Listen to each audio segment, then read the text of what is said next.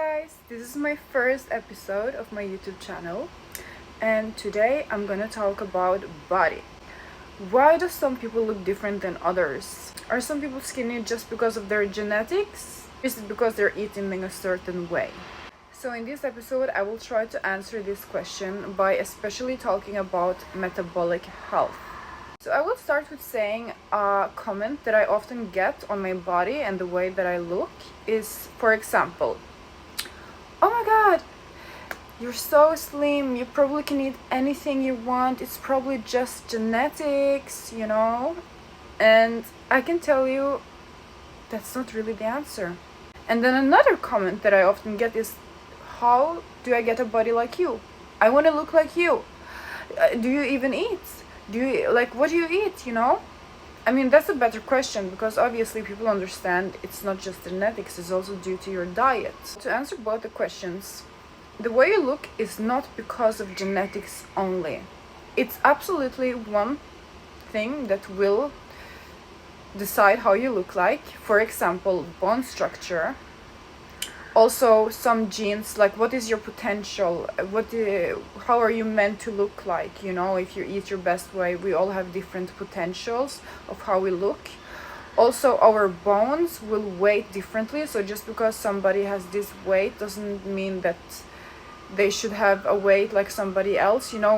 We weigh differently, that's just how it is. The way that your parents or your mother ate when she was pregnant with you can influence how you come out in the world and your potential of how you would look like, your appearance, how your metabolism is working, your metabolic health. And to answer the second question, how to have a body like yours. Although I take it as a compliment to get this question, at the same time I don't like this question because I don't want anyone to compare themselves with anybody else, because first of all, we are all different, we all have different genetics, and we are all built in different ways, you know. We all have different bone structures. Some people have bigger rib cage, for example. Sometimes some people have smaller, some people have bigger hips, like hip bones, some have smaller, you know. You just see it. Some people are just built slimmer than others, while others are built like more robust or like a bit bigger. So this is definitely something that will also, you know, you cannot change that. This is not something you can change. You have to accept the way you look. And I just want to inspire people to be the best, healthiest version of themselves, and that's what I'm here to do. So before getting into details, I just want to say that I am not a nutritionist. I don't have any papers or anything. I did study bioscience in school, so I do love science and I know how to read papers and stuff. But the main reason why I know so much about health is because I'm super passionate about it. It's my job to take care of myself, and I love sharing my information with other people to live a better life as well. I'm super passionate about that. And also because I struggled a lot with gut health. Also, like mentally, I wanted to be as clear as possible mentally, you know. And I know that food really impacts how you feel mentally. I mean, also your confidence because of how you look like. But also your gut health, you know. I was struggling so much with my gut, and by starting to eat super clean and healthy, my life just completely changed and everything. My skin got better, my energy so much better, my hormones so much more balanced, and it just made me feel much happier and in that way also more confident, you know. So yeah, let's get into it. I want you to think about this. 100 years ago, was there really a big problem with like diabetes, heart attack, obesity, all these things? No, it wasn't. All these issues has grown with how the food culture has changed. The food culture today is toxic. I have talked about it before on my Instagram.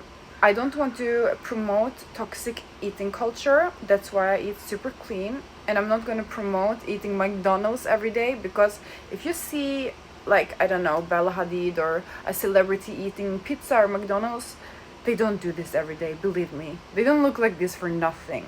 They probably eat it once in a while and they post it because they want to be relatable.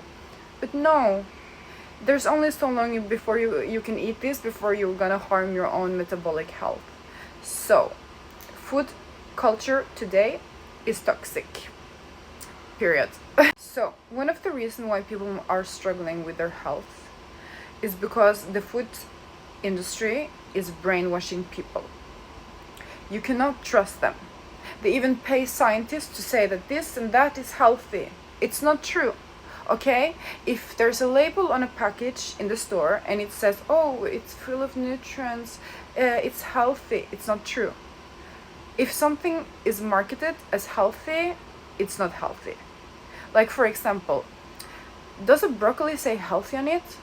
No. It doesn't need to market that it's healthy. It is healthy. We know it's a broccoli, it's healthy, of course. But if something is marketed as healthy, I mean, it's too good to be true. Why would it have to scream healthy? It's not true.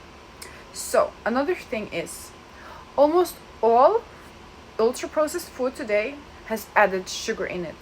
You know why? Because sugar is addictive. It will make you buy more. Sugar will also impair your gut microbiome, for example.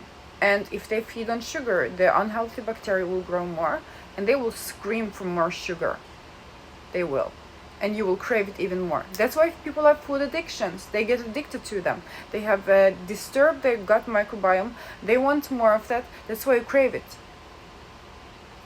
So, based on research, you can only have 12 grams of sugar every day. That's as much as your liver can process before you can become metabolic ill. That's the same as one drink of alcohol approximately.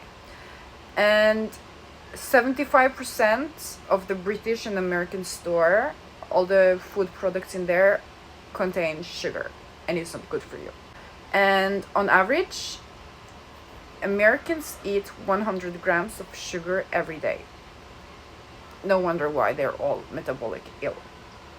So that means if you eat a lot of sugar over a long time, you will start to store that in your liver. And you can only have so much fat in your liver before you become metabolic ill. Same with alcohol. You also cannot drink too much of alcohol before you can become metabolic ill. And then, what about Diet Coke? What about like zero stuff and all this? I wouldn't eat that either. It's also bad for you. It contains a lot of things that will mess up with your metabolic health, your hormones and everything. Diet Coke, for example, is half as bad as normal Coke. Like literally, research showed that it's just half as bad, so it's pretty bad. It will still spike your glucose, it will spike your blood sugar, and you don't want that. So orange juice or any kind of juice except celery juice. I drink celery juice. Not good. Because they have taken away the fiber, it will also lead to a big spike in your glucose, and you don't want that. Bad for you. I made it pretty clear that both diet things, zero things, all this stuff and sugar is bad for your gut health. And you should protect your gut health for many reasons. Because if you eat a lot of unhealthy food, bad foods, it can go through your barrier of your intestinals and it can lead to leaky gut. That means that all the bad stuff, all the bad things that you normally would digest and get rid of, all the toxins, it will go straight to your bloodstream. It will it's called leaky gut, and this can lead to metabolic health and many other diseases as well, and also a lot of problems with your gut, inflammation, and no, you don't want that. Also, another way of keeping your gut healthy is to eat fiber. I eat so much fiber. It's so good for you. It helps clean out all the gunk and stuff that might be stuck in your body, and it just keeps you healthy, you know. It's feeding the gut bacteria. That will also lead to better health and also your immune system. So I try to eat about like 30 grams of fiber every day. Most people are far away from 30 grams, and also a lot of ultra processed foods has literally no fiber in it. So this is something I highly recommend everybody to do. Anyways, I will make another video where I'm talking more about gut health and what you can do for yourself. I'm so passionate about gut health, as I mentioned, especially with my long story with gut health. Anyways, now let's get into carbs. Not just sugar. Sugar is also a carb, but also carbs in general. So I personally eat low carb. This works better for me. I feel like the more carbs I eat, I get addicted to them in a way, like especially if it's sugar, definitely, obviously, like everybody else. But also I feel like carbs make me feel sluggish and tired, and I don't like that. So I want to talk about carbs. Obviously not all carbs are bad. Fruits are great, vegetables are great, obviously they contain fiber as well, so I'm not saying anything about that. But let's talk about like pasta and white bread, like refined carbs, sugar. This is what I'm going to talk about. So they will spike your insulin, and that's not something you want. The more your insulin is spiked, the more you're blocking leptin in your brain, and the more that's blocked, the more hungry you will actually feel, because this is essential for controlling your hunger. So when you will feel more hungry, you will also feel more lazy and tired, and you don't want to move because your body thinks you're starving. So that might explain why you feel like you have less energy after eating, for example, pasta or rice, or like bread, like white bread or sugar. So this in general leads to inflammation and also higher cortisol. So that's stress. It will put stress on your body, and it's a fact that the more stress you have, the more belly fat you can have. It's actually research showing that like clinically depressed, like super stressed patients, they were losing weight because they couldn't eat. They weren't eating anything. However, the only place they were actually gaining weight were on their belly, because of the stress, because of the cortisol. I would also recommend people to, not only eat healthy, but also start to meditate. Start to give your brain, your body a break. Don't put too much stress on yourself. Don't be on your phone all the time. Don't do anything all the time. Meditate. This will help your metabolic health and, your body, your appearance, everything. Like, you will just feel better. And one more thing that I want to mention, by the way, is, have you ever heard about skinny fat? Well, that's actually a thing. So you can be skinny, but you can still be fat on the inside. So let's say some people are skinny, but they're eating like not so good, like bad stuff. And actually, just because you're skinny doesn't mean you can eat anything. Like, because the thing is, you can only have 0.5 kilos of fat in your liver before you become metabolic ill. So that means that even though you're skinny, you're still unhealthy. That's one thing I want to mention. Let's get into pesticides and obesogens, like how the environment and things that is put in your food can also influence your health. Pesticides, all these things that are sprayed in our foods, parabens, all these things like that is bad for you. We all know about them. Even like the non-stick pans, bad for you. They will actually create fat cells to grow before you're even born.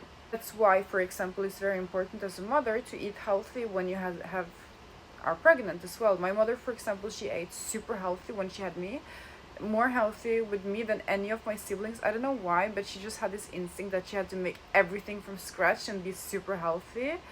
So maybe that's also a reason why I am naturally slim. I don't know, but yeah, I buy almost all of my food organic for many reasons, but I still try to wash things and stuff, because it can still be things that should be washed away, like bad things.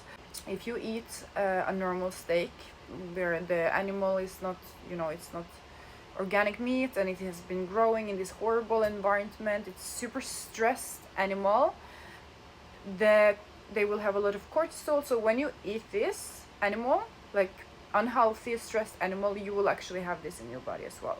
So you will eat the stress, and it will make you gain weight easier. So that's why it's better to eat organic, free range, healthier animals. I mean, it makes sense. You are what you eat, right? Further, I also want to say that I always try to make sure I get enough protein, because protein is super important. I don't drink protein like powder. I don't do this. This is processed. Obviously, it also makes my stomach absolutely horrible, and I think it's for a good reason. It doesn't belong in my body. I don't eat that. But yeah, I eat protein mostly from animal kingdom because that's where I get the most. I don't think I would want to be a vegan or vegetarian. Also, it's very hard to stay low carb if you are a vegetarian, I think. So like if you're just eating falafel and stuff it's kind of processed, I think. So I wouldn't want to eat that personally. I think also my gut wouldn't be able to handle this.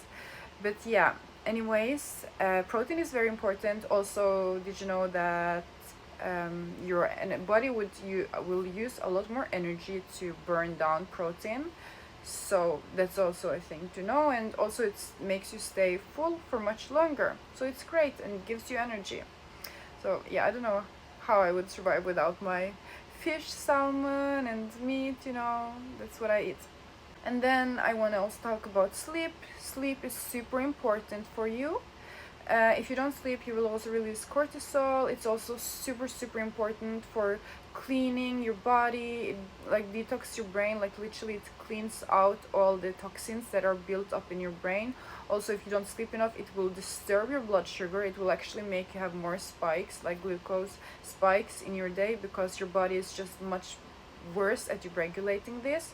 So sleep is super important, very important. I try to get like 8 hours of sleep every day. Sometimes it's only 7, but yeah, sleep is very important. I mean, have you ever felt like if you didn't sleep enough that you're craving like sugar and stuff?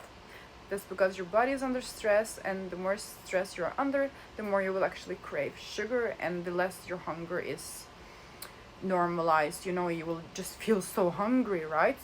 I mean, for me, it's definitely like that. If I don't sleep, I feel more hungry, or maybe even nauseous, actually, like either one of them. Okay, so I want to finish this video now by saying that you should focus on protecting your liver, feeding your gut, and also your brain. Take care of your brain, Eat because it's a sign of respect for yourself, not because you just want to look a certain way, but because you respect yourself.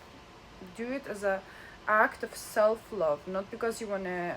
Of course, looking a certain way can give you some kind of confidence, which is great, but do it for the reason that you love yourself.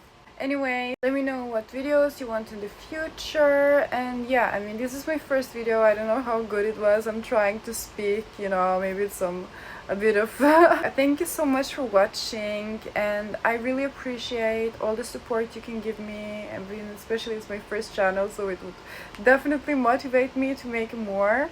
And yeah, like, take care of yourself, love yourself. This video is only meant as an inspiration.